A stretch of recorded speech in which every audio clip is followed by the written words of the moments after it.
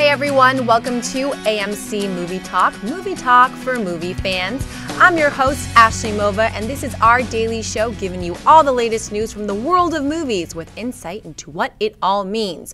Joining me as always is AMC's editor-in-chief, Jon Schnepp. Greetings, everybody. I send you greetings and salutations from my own private little Idaho. I don't know what that means really, but it sounded cute in my head. And also joining us is director of the popular animated series Metalocalypse and the upcoming film ABCs of Death, Jon Schnepp.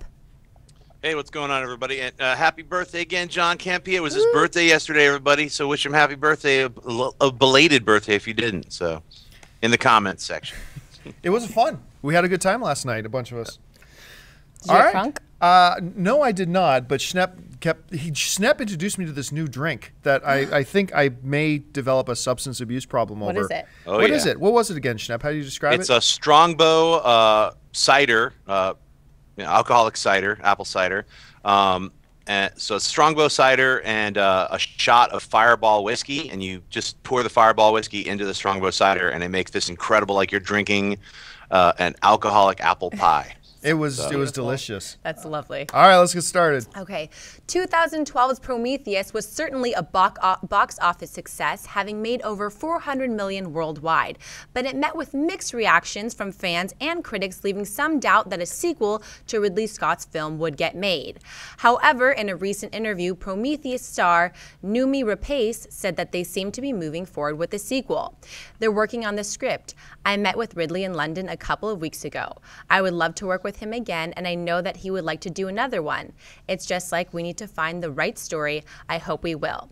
So, Jon, do you think that they'll get a Prometheus sequel done, and should they do one at all? It's look, whenever a movie worldwide, whatever, makes $400 million, it is very, very tough to bet against it, that a sequel get made, because obviously that's proved to the studio that, hey, we've got a proven commodity. We can make this work. It's going to make us money. Well, let's go for it.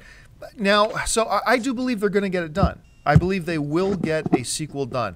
Now, that being said, should they do a sequel? Only if they plan on fixing all the horrendous mistakes that they made in the original. Now, I know a lot of people, it's Ridley Scott and Prometheus, so we're really looking forward to it, so we feel like deep down we have to come up with a justification for it, like I did when I first saw the first Star Wars prequel. I kept justifying it in my head. No, it's not that bad. It's not. Yeah, it really was that bad. And this Prometheus was filled and littered with problems. Gorgeously shot. It was a beautiful film to look at. It certainly had potential.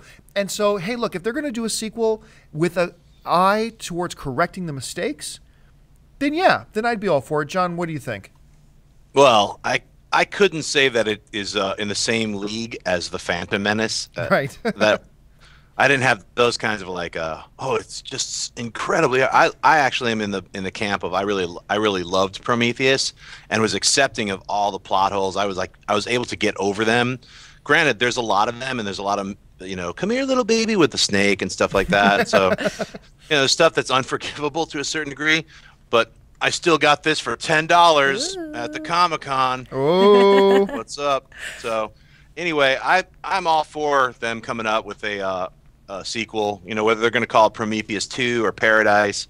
I think they have a chance to address a lot of the unanswered questions that they opened up in the Prometheus, the first film. So I certainly hope they do it, and I hope it's not that song and dance like, we just need the right story. It's like, look, didn't you already have this entire story plotted out before you started Prometheus? Those are the things that when they set off the little red alert for me when it's like, they're looking for the right story. You already have the right story. That was the whole idea. So that's if they're doing a page one rewrite of the sequel, then it could be a problem. So, all right. It looks like Fox is in final preparations to get started on their Fantastic Four reboot. We already know that Chronicle director Josh Trank will be directing the film, and that X-Men First Class and Kick-Ass director Matthew Vaughn has joined the project as producer. Now we learn that writer Seth Grahame-Smith has been brought on to do some final script polishing before they get into production. Grahame-Smith recently wrote the scripts for Johnny Depp's film Dark Shadows and Abraham Lincoln Vampire Slayer. Schnepp, how do you feel about Fox bringing on Grahame-Smith to do work on the Fantastic Four script? Well, I don't know if you guys noticed, this Fantastic Four limited edition lithograph that hangs behind me. I'm a giant Fantastic Four fan, and I was very excited to hear that Josh Trank was taking over the directing reins. But because I think I loved Chronicle, and me and John talked about Chronicle, how great a film it was, and you know he's a brand new directing talent, which I'm looking forward to seeing what he does with the Fantastic Four. And I have some friends who work in the special effects industry who are working on Fantastic Four right now, and they are super excited. So I am over the moon. I think bringing on the Abraham Lincoln Vampire Hunter writer, I think it's just going to be cosmetic touches. I don't think he's doing any kind of major rewriting. That would be my guess. Like they're saying a script polish, it's probably just to get a few, lines the way certain directors or producers want it. So, Dark Shadows, Abraham Lincoln, not too good of a track record. So, I think one of the things you got to keep in mind too, I mean, that's the first thing that I thought. Dark Shadows and Abraham Lincoln Vampire Slayer. Dear heavens, no. Keep this guy away from Fantastic Four. But the reality is this. You can ruin a good script. I mean, I have read scripts, and I know Schnepp has too, read scripts that were actually really good when you read them, but then they're turned into bad movies. That something gets lost along the way. I've always said this. It's very, very, very difficult, near impossible to turn a bad script into a good movie. But man, it's easy to turn a good script into a bad movie. So as somebody who hasn't read the scripts for the Abraham Lincoln film or for Dark Shadows, I can't really say. Like, who knows? Maybe he wrote brilliant work and the execs at Fox know enough to say, hey, yeah, the movies didn't turn out well, but the scripts were solid. We liked what he did with the script. At least that's what I hope the case is. But either way, I think Schnepp's right. I think we're looking at cosmetic, just touch-ups. They're just going to change a few little things. It sounds like they've already got the basis for their script altogether. And if that's the case, then I think we're okay. I think we're in pretty good hands. Now, it's time for that part of the show called Buy or Sell. This is the part of the show where Ashley is going to read off a bunch of other big items in the world of movie news today, and Schnepp and I are going to say whether we buy it or sell it. So, Ashley, what do we got? A new international poster for Iron Man 3 has hit the web, and in it we see Tony Stark with various incarnations of his Iron Man armor blasting off behind him. The first trailer for the movie suggested that his armors are taken over and controlled by someone who is against Stark. John, buy or sell this poster and the idea that Tony may be fighting against his own creations? I buy it. I really like the poster. I think Tony looks excellent in it. Now, we are getting into a theme now of Tony all the time fighting against things that he himself created. So, okay, maybe that's a little bit repetitive, but we don't really know. I mean, what we're doing is we're speculating here about what we've seen in the trailer. It could be something completely different, but overall, I personally buy it. What about you, Schnepp? I buy it completely. I'm all in. I'm sold. I'm 100%. That poster is awesome. That Iron Man poster is like a comic book brought to life. It has all the pathos and tragedy of the Iron Man movies. Tony having to fight himself. I'm totally all in. All right. Awesome. The English Patient and Chocolat actress Juliette Binoche is reportedly in talks to join the upcoming Godzilla reboot. Variety reports that the actress should be joining Kick-Ass star Aaron Johnson and Elizabeth Olsen in the film. Conspicuous by its absence in the Variety report in any mention of Breaking Bad star Bryan Cranston, who was previously reported as being attached to the movie. Schnepp, buy or sell a Godzilla remake with Binoche? She's a great actress. I buy 100%. I think she's a great addition to the Godzilla remake. Obviously the movie's going to be about a gigantic lizard, so everyone else is going to be like a side product or mashed under his foot. So hopefully she gets a little bit of that flavory acting in there before she gets destroyed. So. I'm going to buy it, actually. Look, I'm getting impressed with this Godzilla thing. They are adding really great talent that you don't normally associate with just throwaway spectacle films. Now, you mentioned that Bryan Cranston isn't being mentioned anymore. They didn't say he's out, but I sure hope he's still in, because if he is, now you got Bryan Cranston, Aaron Johnson, Elizabeth Olsen, Binoche. I mean, this is turning into a great cast, so yeah, I got to say that I buy it. Okay. The new Pixar film Monsters University, a prequel to the hit film Monsters, Inc., hits AMC's theaters everywhere on June 21st. A new poster for the film has been released online and shows us a class photo with several recognizable characters. John, buy or sell this new Monsters University poster? Oh, I buy it. I completely buy it. I really loved Monsters, Inc. I wasn't so big on them doing a sequel, and I'm even less big on prequels. I really don't like prequels in general. But it is pretty cool. You see the Steve Buscemi character in there. Of course, you see your main characters. If you look really hard in the poster, you see a bunch of faces that you'll recognize. So yeah, sign me up. I'm getting excited by it. It's a buy for me. 100% buy for me as well. I think that's one of the movies that I really wanted to see a sequel to, that and The Incredibles. So at least we've got Monsters. Monsters, Inc. is now Monsters University. So I can't wait for them to release it. Let's stop dilly-dallying and get that out there so I can see it. The Girl with the Dragon Tattoo director, Niles Arden Oplev, has recently been hired on to direct the remake of the 1990 Joel Schumacher film Flatliners, which originally starred Kevin Bacon, Julia Roberts, Kiefer Sutherland, Oliver Platt, and Billy Baldwin. Schnepp, buy or sell a Flatliners remake with Oplev directing. I think he's a great director. I'm going to sell it, though. I just, Flatliners, flatlines with me. I've flatlined. I'm flatlining out. There's no other kind of flat things that I could say about lines other than I'm flattened. So I'm going to sell this as well. And it has nothing to do with Oplev directing it. I'm very curious to see his English offerings that he does soon. But Flatliners, really? Why Flatliners? Like everybody knows, yeah, why? I'm not against remakes, reboots, but why that one? So for me, yeah, it's so weird. Yeah, for me, it's a sell.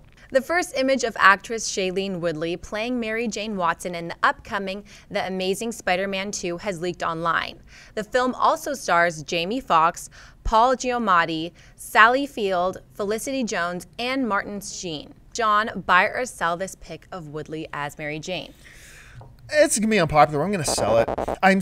Look, I really like Shailene Woodley. Everybody knows this. I thought she's just been dynamic in the films that she's been in so far. I think she's really great, and she's going to have a fantastic career.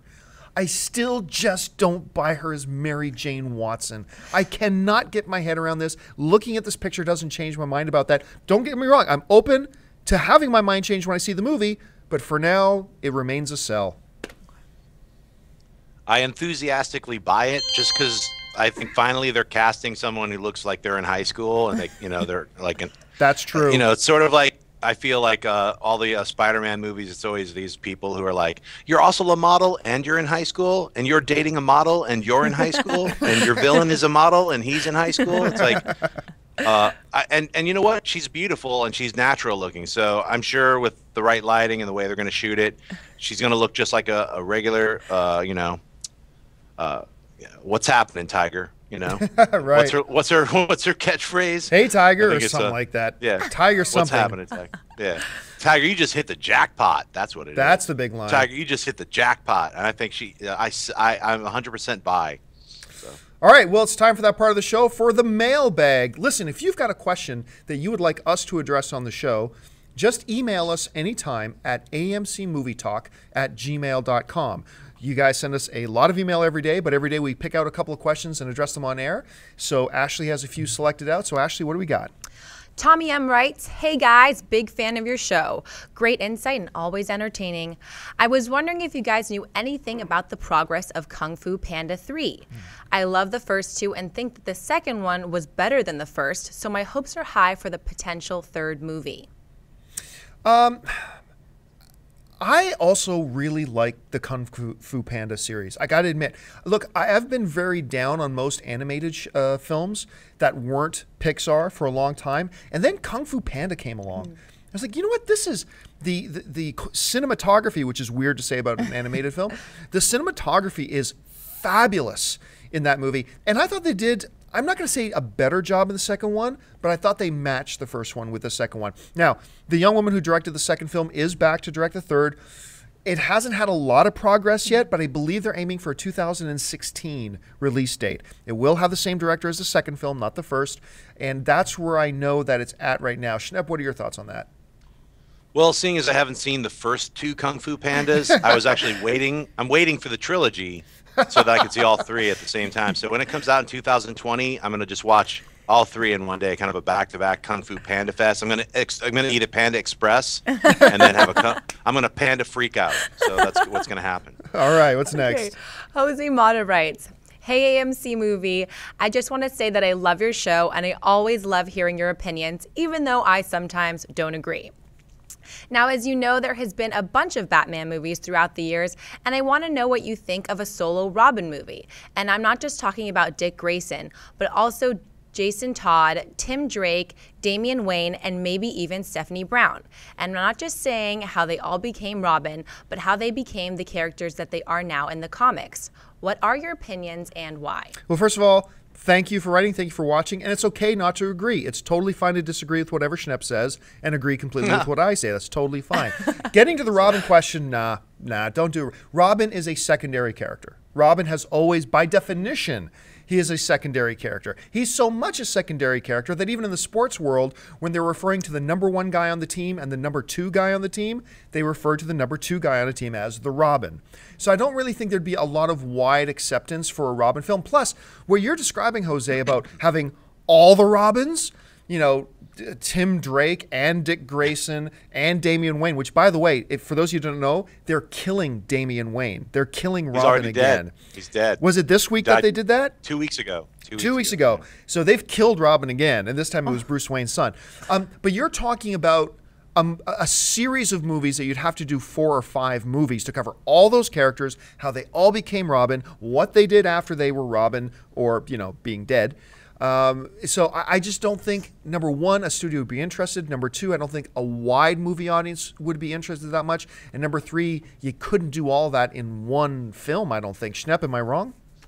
I think if you made a 9-part trilogy, quadrilogy, super trilogy, 9 parts, or whatever it's called. 3 trilogies. Yeah, called Robins, and it was sort of like a soap opera, Days of Our Lives. It was about birds as well as Batman's friend, and it was a part documentary, part you know, what's happening with global warming, and then Robin fighting people. I don't see, I don't see Robin working out. I'm sorry, you know. And it's okay to be wrong, since I'm right. It's okay for you to be wrong with your opinion. So and I want to throw in here too. Don't misunderstand me saying that I don't think it would work with. I don't personally like the Robin character. I do. I like the Robin character. I got to admit, I haven't been really big on the Damian Wayne version of Robin personally, but the Tim Drake Robin was great. Dick Grayson, to me, is always Robin. I do like it, but just because I like it doesn't mean I have to lie and say that I think it would work, because I don't. All right, what else we got up? Dan Brown writes, "Hey guys, your show is awesome. I might cry if the show ever stops. In fact, I'm tearing up at the thought of it." Anyway, I was a huge 24 fan, and Jack Bauer is pretty much my hero, aside from Batman, of course. And when the show ended, it was like taking away a baby's pacifier. So when I heard the rumor that Fox wants to do a 24 movie as soon as Kiefer Sutherland is available, I, of course, went crazy. I know it's a long shot, but what do you guys think the chances are that a 24 movie will ever end up on the silver screen? Less than 24%. I'll say that. No, look, actually, you know, 24 is one of the shows that was on. It was in the middle of its 2nd season when I got sick one weekend, and so I was just going to be at home, and you know, there was a Blockbuster beside my apartment, so I went over and I rented season 1. I watched it all in 2 days. All of season 1 in 2 days, because I loved it. And I continue to like the show. It started to wane for me a little. But listen, they've been talking about possibly doing a 24 movie before the series ended. And they've been talking about it ever since. And we just haven't seen any movement. The longer we get away from the TV show going off air, I think the more they're losing popularity and possible fan recognition with it. And so at this point, you know what? I was just trying to do a pun. I would literally say maybe about a 24% chance that we'll ever actually see it happen. What do you think, John? I think you're right. It's been a little bit too long, and I remember I think I watched 2 seasons. You know how they did those marathons, like 24 in 24 hours. I remember like watching one, then falling asleep, and then watching the end. It's like the president's going to, you know, be blown up in some, you know, tower. You know, it was really fun. And there was a lot of tension. I just remember it's something I didn't get stuck on. I remember watching 2 seasons, and it was like I ate them in a week. But you know, I was thinking if they actually titled the movie 48. and cast Jack Bauer, and also got Nick Nolte and Eddie Murphy to be in it. I don't know why I didn't see that coming. Yeah. All right, folks, listen, that'll do it for us. Well, listen, before you do anything else, stop what you're doing.